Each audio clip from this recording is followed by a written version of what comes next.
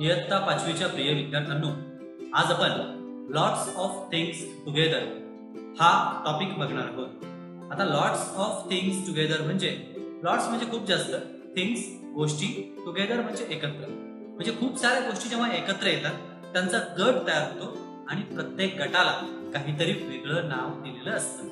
तर आपण जाणून घेणार आहोत खालच्या पिक्चर्सच्या माध्यमातून की कोणकोणत्या प्राण्यांच्या, वनस्पतींच्या गटाला नेमकं आपण काय म्हणून संबोधतो, काय म्हणून आपण त्यांना बोलावतो. स्टार्ट करूया. जेव्हा खूप सारे पक्षी आकाशात उडत असतात तेव्हा हा 1 नंबरचा पिक्चर आपण या ठिकाणी केअरफुली आपण ऑब्झर्वेशन करूया. A flight of birds. आता फ्लाइट या शब्दाचा अर्थ जर आपण पाहिला तर फ्लाइट म्हणजे उड्डाण, उडणे. मग याचा अर्थ आपण असा घेऊ शकतो की पक्ष्यांची हवाई उड्डाण. म्हणजे पक्षी हवाई उड्डाणावरती आता कुठेतरी निघालेत आणि मग म्हणून खूप सारे पक्षी एकत्र आले आणि ते हवेमध्ये संचार करतायत, उडतायत. मग त्यावेळेस आपण त्यांना म्हणू शकतो a flight of birds. Second जो पिक्चर आपण या ठिकाणी आता बघणार आहोत तो आहे अ फ्लॉक ऑफ गीस. आता फ्लॉक म्हणजे थवा, ऑफ गीस, गीस म्हणजे हंस पक्षी, हंस पक्ष्यांचा थवा. आता फ्लॉक आणि फ्लाइट या शब्दांमध्ये जर अर्थभेद करायचा झाला तर फ्लाइट आणि फ्लॉक हे जे 2 शब्द आहेत, फ्लाइट म्हणजे हवाई पक्ष्यांची हवाई उड्डाण म्हणता येईल, परंतु फ्लॉक म्हणजे खूप मोठ्या पक्ष्यांचं मायग्रेशन. एका ठिकाणावरून दुसऱ्या ठिकाणी जेव्हा पक्षी, खूप सारे पक्षी खूप मोठ्या संख्येने, मोर नंबर ऑफ बर्ड्स जेव्हा एकत्र उड्डाण करतात आणि आपला एक अधिवास सोडून दुसरीकडे निघतात, अशा प्रकारच्या उड्डाणाला सुद्धा फ्लॉक हा शब्द वापरला जातो. त्यानंतर पुढे आपण जाणार आहोत अ फ्लॉक ऑफ शीप. आता या ठिकाणी आपल्या लक्षात येईल की काही शब्द हे काही समूहांसाठी सारखे सारखे वापरले जातात. जसं की फ्लॉक हा शब्द गीजसाठी पण वापरलाय, म्हणजे पक्ष्यांसाठी सुद्धा वापरलाय, आणि आता इथे शीपसाठी, मेंढ्यांसाठी सुद्धा वापरलाय. परंतु जर पक्ष्यांचा आपण थवा जर म्हणालो तर इथे मेंढ्यांचा थवा आपल्याला म्हणता येईल का? तर नाही. मग आपल्याला काय म्हणावं लागेल? मेंढ्यांचा कळप. म्हणजे हे काही मराठी शब्द आहेत, परंतु हा सगळा समूह आहे आणि या समूहाला आपण अशा पद्धतीने कॉल करू शकतो. त्यानंतर बाळांनो पुढचा शब्द आहे अ ग्रुप ऑफ ट्रीज. आता ग्रुप ऑफ ट्रीज हा शब्द काय दर्शवतो बघा, की या ठिकाणी काही ठराविक झाडं एकत्र आलेली आहेत, ठराविक झाडांचा समूह आहे आणि त्याला आपण ग्रुप म्हणतो. For example mango group, group of mango trees. आता म्हणजे आंब्याची वनराई, आमराई. आणि वनराई म्हणजे काय, की त्या ठिकाणी एक स्मॉल कंटेंट एरिया आहे त्या झाडांनी ऑक्युपाय केलेला, खूप लार्ज क्वांटिटी नाहीये, मोठ्या मोठ्या खोडांची खूप सारे झाडं नाहीयेत, ज्याला आपण फॉरेस्ट म्हणू शकतो अशी परिस्थिती नाही. म्हणून अशा परिस्थितीत आपण याला म्हणतो अ ग्रुप ऑफ ट्रीज, ज्या ठिकाणी तुम्ही पिकनिक सुद्धा घेऊन जाऊ शकता आणि तिथे एन्जॉय करू शकता. म्हणजेच काही ठराविक, जसं संत्र्याची बाग असेल, डाळिंबाची बाग असेल, अशा प्रकारच्या एक कंटेंट एरिया जो ऑक्युपाय केलाय झाडांनी, त्याला आपण अ ग्रुप ऑफ ट्रीज असं संबोधतो. तर या ठिकाणी जे काही शब्द तुम्हाला आतापर्यंत लॉट्स ऑफ थिंग्स टुगेदर मध्ये दिलेत ते तुम्ही हे वाचायचे आहेत मोठ्याने आणि तुमच्या नोटबुक मध्ये या फ्रेजेस तुम्हाला कॉपी करून घ्यायचे आहेत. तर नेक्स्ट फ्रेज कडे जाऊया आता आपण.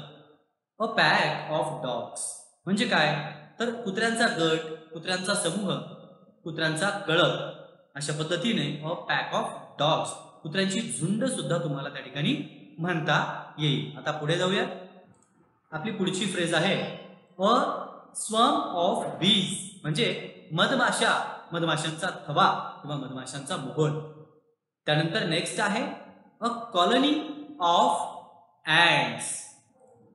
अ कॉलनी ऑफ ॲन्ट्स म्हणजे मुंग्यांची वसाहत, ज्या ठिकाणी वारुळ ज्याला आपण म्हणतो, या ठिकाणी या सगळ्या मुंग्या एकत्र येतात, त्या राहतात आणि मग या अशा त्यांच्या एकत्र कॉलनीला आपण मराठीत वसाहत असं म्हणतो. त्यानंतर नेक्स्ट आहे अ हर्ड ऑफ कॅटल म्हणजेच काय, गुरांचा कळप.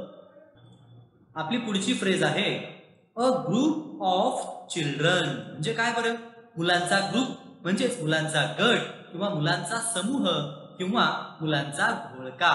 अशा पद्धतीने ही मुलं एकत्र आली आहेत. आणि त्यानंतर पुढची फ्रेज आहे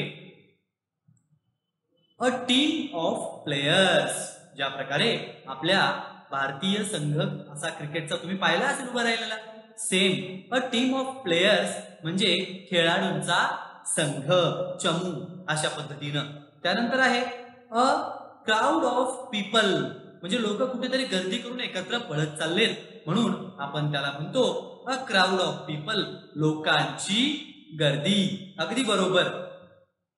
नंतर आहे पुढची फ्रेज आपली अ बंडल ऑफ क्लॉथ्स म्हणजेच काय बरं, कपड्यांचे गाठोडे.